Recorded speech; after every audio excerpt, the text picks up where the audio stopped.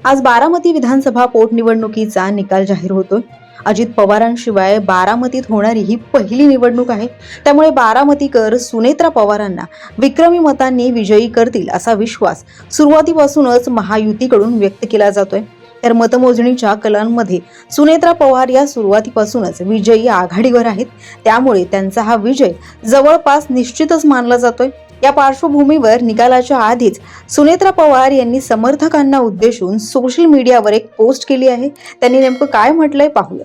नमस्कार, आपण पाहताय लोकसत्ता लाईव्ह. सुनेत्रा पवार यांनी आपल्या पोस्टमध्ये लिहिलंय की आज बारामती विधानसभा पोटनिवडणुकीचा निकाल जाहीर होत असताना आपण सर्वांनी आपल्या मतांमधून दाखवलेला विश्वास मी आदरणीय अजितदादांच्या पवित्र स्मृतींना समर्पित करते. आजचा हा निकाल जाहीर होत असताना आदरणीय दादांच्या आठवणींना उजाळा मिळाल्यानं आपण सर्वजण भावुक आहोत. दादांवर जीवापाड प्रेम करणाऱ्या सर्व कार्यकर्त्यांना नम्र विनंती आहे की या विजयाचा जल्लोष म्हणून कुणीही मिरवणुका काढू नयेत किंवा गुलाल उधळू नये. आपण संयम राखूयात आणि दादांच्या विचारांना साजेसं वर्तन करूया असं आवाहन सुनेत्रा पवार यांनी केलंय. त्यांनी पुढे म्हटलंय, दादांच्या स्वप्नातील बारामती घडवण्याची संधी मला दिल्याबद्दल मी सर्व बारामतीकरांचे मनपूर्वक आभार मानते. हा शेवट नाही, तर ही फक्त सुरुवात आहे निर्धाराची, संघर्षाची आणि नव्या बारामतीची, असा शब्दही सुनेत्रा पवार यांनी यावेळी दिला.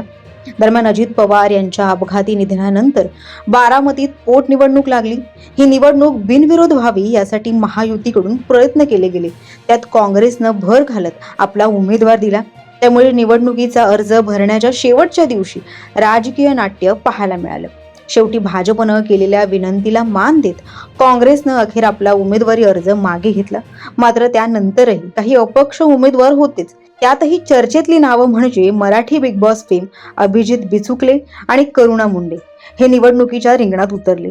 तर आज बारामती पोटनिवडणुकीचा निकाल जाहीर होतोय आणि बारामतीकरांनी पवारांनाच कौल दिल्याचं दिसतंय. त्यामुळे सुनेत्रा पवार या आता नेमक्या किती मताधिक्याने निवडून येणार हे पाहणं महत्त्वाचं ठरेल.